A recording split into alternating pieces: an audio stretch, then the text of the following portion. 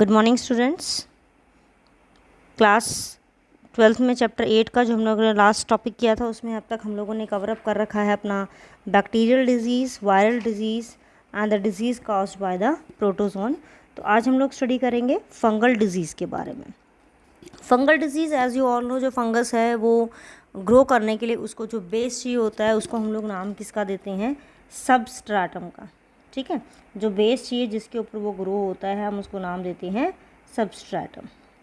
और जो फंगस है उसको ग्रो करने के लिए मॉइस्ट जो नेचर है वो सबसे ज़्यादा चाहिए होता है। तो हमारी बॉडी के अंदर कुछ एरियाज़ के अंदर ये स्पेसिफिक डिजीज़ कॉज करवाता है। तो इसमें जैसे हमारा एग्जांपल दे रखा है फर्स्ट वन, रिंग वॉर्म का। एक आप लोगों ने चीज़ और नोटिस की होगी कि जो हमारी स्किन के ऊपर कई बार इन्फेक्शंस हो जाते हैं तो उसमें नाम दिया जाता है कि डर्मेटोजेंस जो है हम यूज़ करते हैं। तो डर्मेटोजेंस जो हैं ये बेसिकली फंगल ग्रुप की डिजीज़ जो हैं वो आती हैं अपने डर्मेटोफाइट्स के अंदर, उनको हम लोग जो है स्पेसिफिक नेम देते हैं।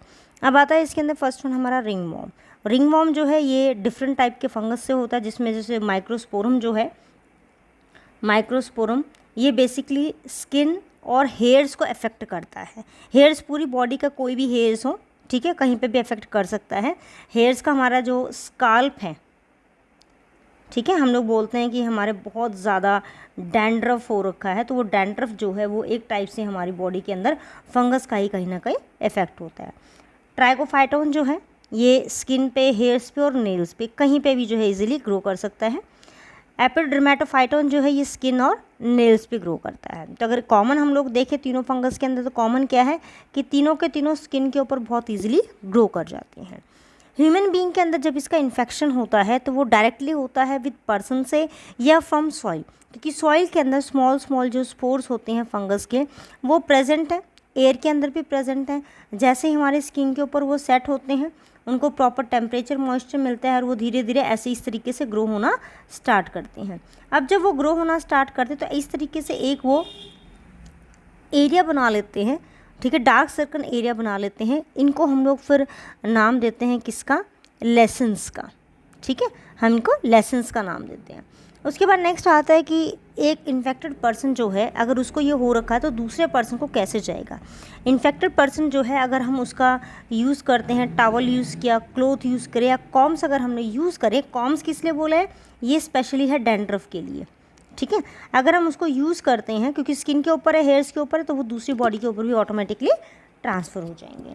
हीट और मॉइस्चर जो है इन फंगस को चाहिए होता है बहुत ईजिली ग्रो करने के लिए।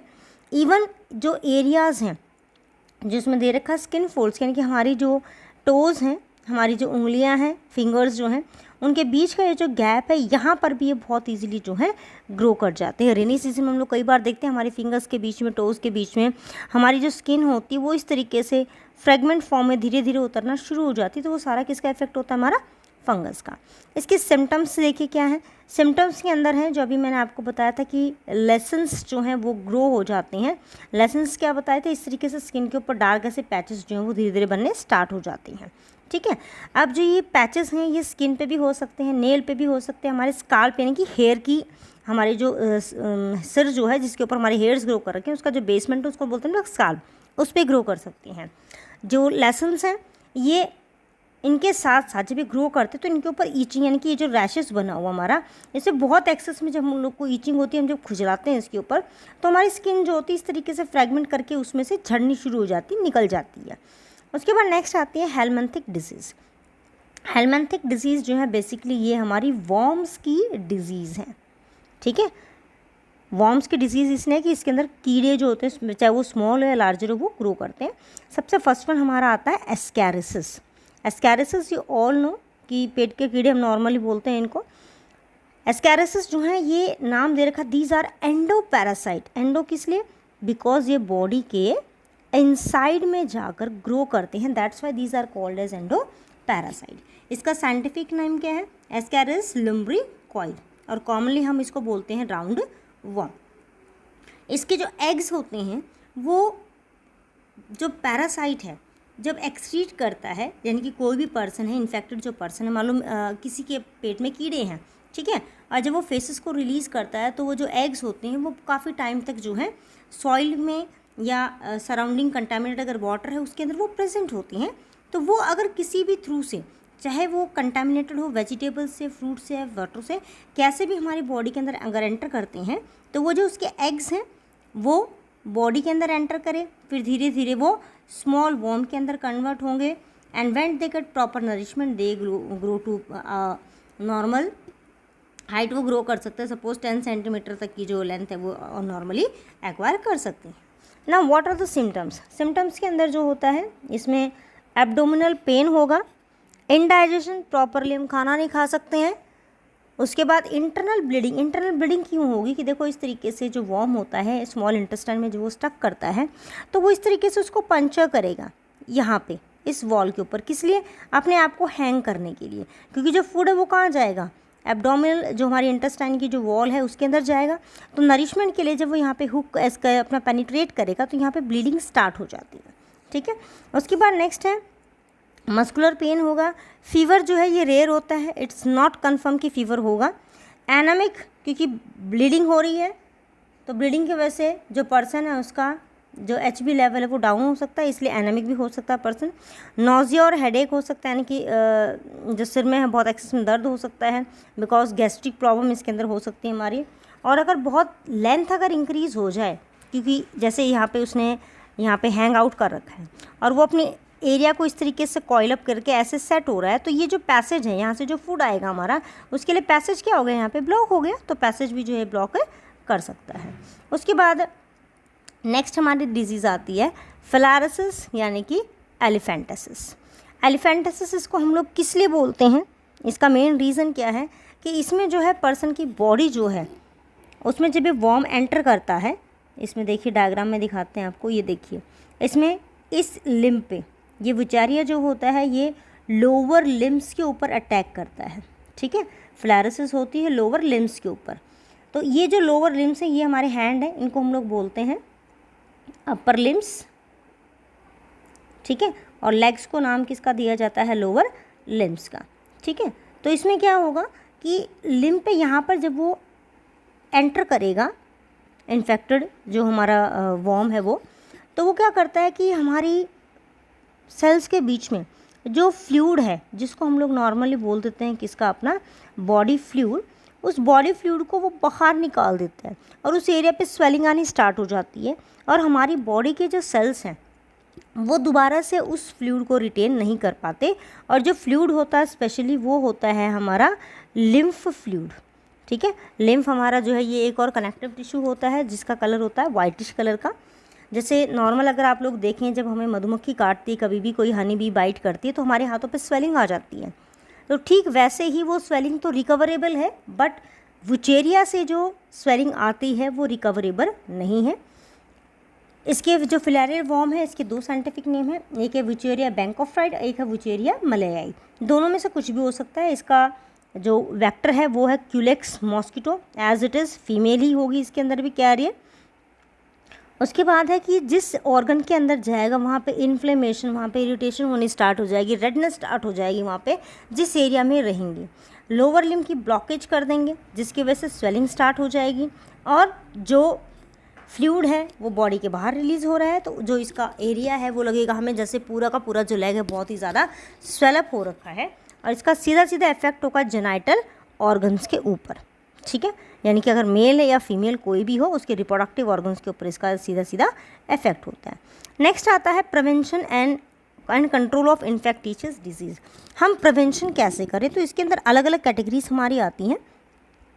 फर्स्ट कैटेगरी है कंट्रोल करने की किसकी? जो डिजीज़ ट्रांसमिट हो रही है थ्रू फूड एंड वाटर। इनके लिए मेन क्या होगा? देखो जो टाइफाइड है, अमीबाइस है, एस्कैरिस है, तो हमें कंटामिनेटेड फूड नहीं यूज़ करना। तो सबसे पहले हमें मेंटेन करनी पड़ेगी अपनी पर्सनल हाइजीन की, जो हम लोग वाटर यूज़ करते हैं, जो वाटर कंज्यूम कर रहे हैं, फ्रूट कंज्यूम कर रहे हैं, वो सब प्रॉपर क्लीन होने चाहिए। नेक्स्ट आएगा maintenance of public hygiene. Public hygiene का मतलब कि जो हमारा वेस्ट है, एक्सीटा है, वो प्रॉपरली डिस्पोज ऑफ होना चाहिए। पीरियोडिकली वो जो एरियाज़ हैं, जो वाटर रिजर्वायर्स हैं, वो टाइम टू टाइम क्लीन होने चाहिए। उनके अंदर हम लोग डिसइंफेक्टेंट जैसे कि हम लोग क्लोरीन का यूज़ करते हैं वाटर बॉडीज़ के अंदर, वो यूज़ करना चाहिए ताकि जो वॉर्म्स है इनको हम लोग किल कर सकें, ठीक है। उसके बाद नेक्स्ट है एयरबॉर्न।